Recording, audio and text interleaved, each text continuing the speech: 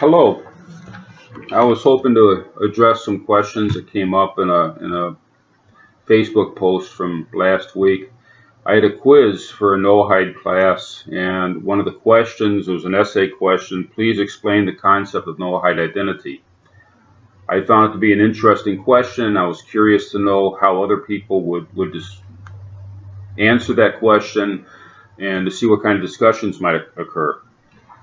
Um, People were giving a variety of interesting answers based on their own understandings of things, and it was a very nice discussion.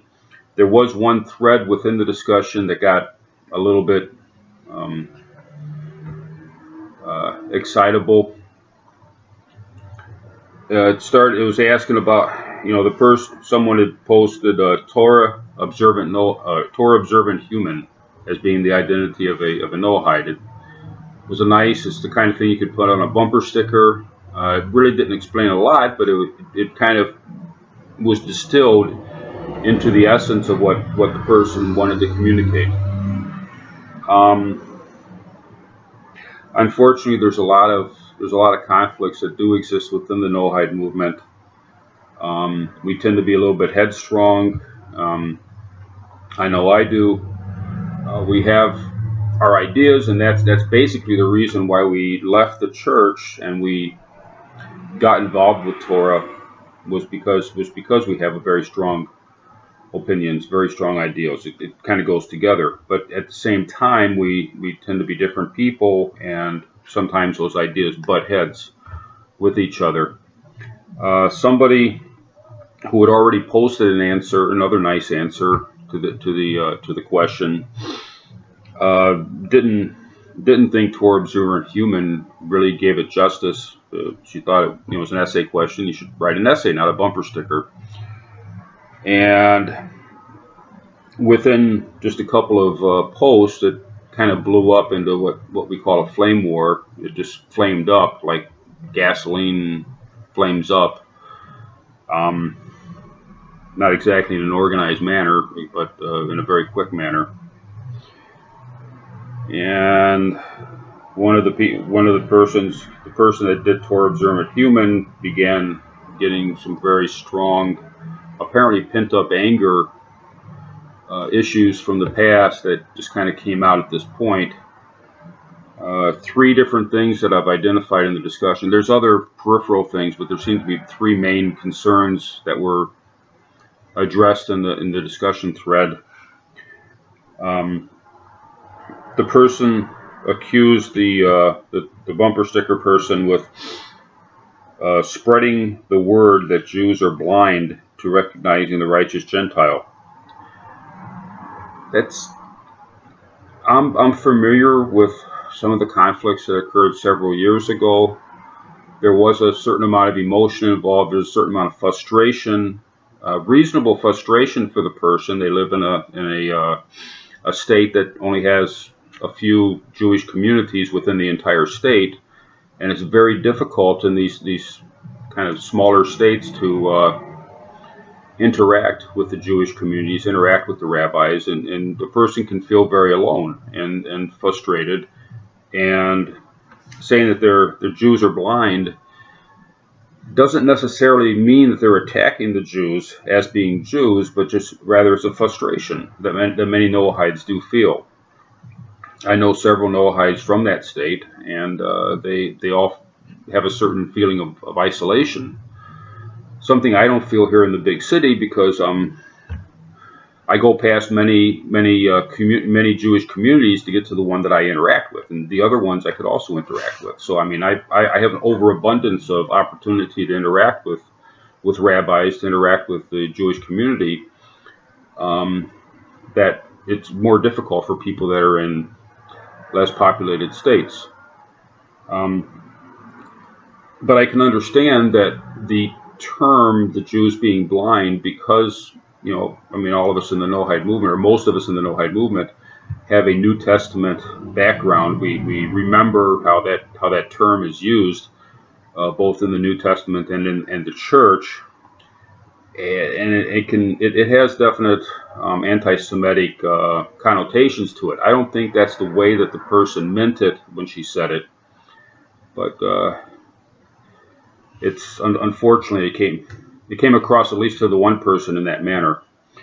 The other one, it seems to be the stronger anger that came out, that flamed out at this point, was something that happened to myself also. There's a community of Noahides that are very exuberant. They have one rabbi, might say two rabbis that they interact with, and they're very excited, both for what they're doing, and they're both very excited and very loyal to their rabbi. And they don't interact well with people outside of their community. And if you don't share the loyalty and share the excitement, it becomes difficult to interact with them. And unfortunately, that happens. The woman accused said that I know who told a bunch of people to unfriend me and several others for spreading anti-Ger propaganda. So this happened to me last year when I was kicked out of this group.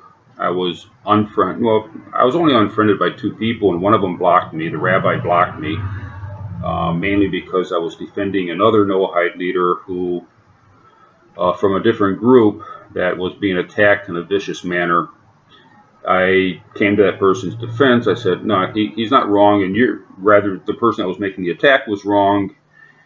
And I was blocked at that point, so I could no longer see the person doing whatever it is that they're doing and try to go to people's defense. According to the lady making the accusations, this happened to her, but it happened to her in a larger manner. More people, I guess, unfriended her, and I can understand. I mean, I felt kind of weird being all of a sudden ostracized, being told not to interact with the group, with the various discussion groups that existed, and not to interact on the classroom where I had been involved with a study, but I was told not to do that anymore.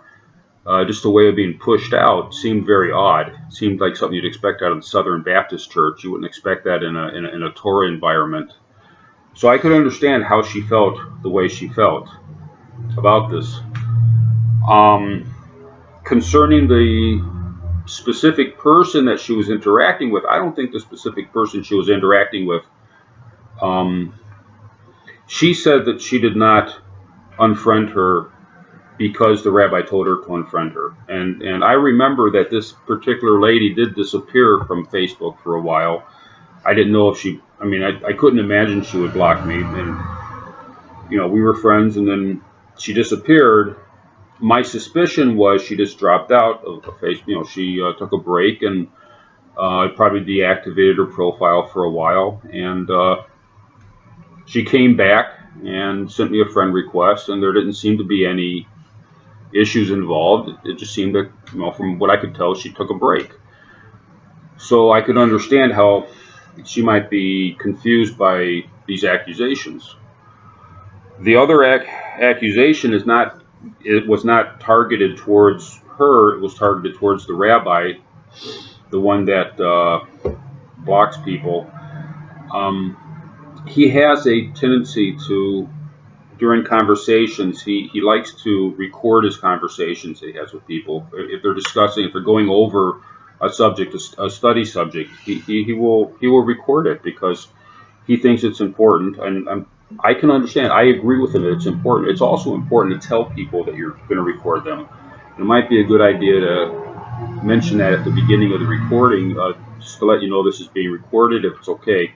Have that in the recording itself so that there's no question down the road. Apparently he neglected to let the person know fully that their conversation was being recorded. It was apparently as far as I can tell from the conversation, there was nothing in the recording itself that was anger, that would cause an anger. It was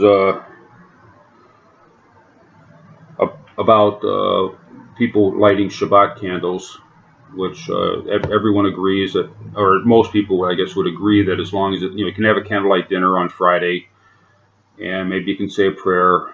There's certain things you can do, certain things you can't do. You got to talk to your own rabbi to figure that out.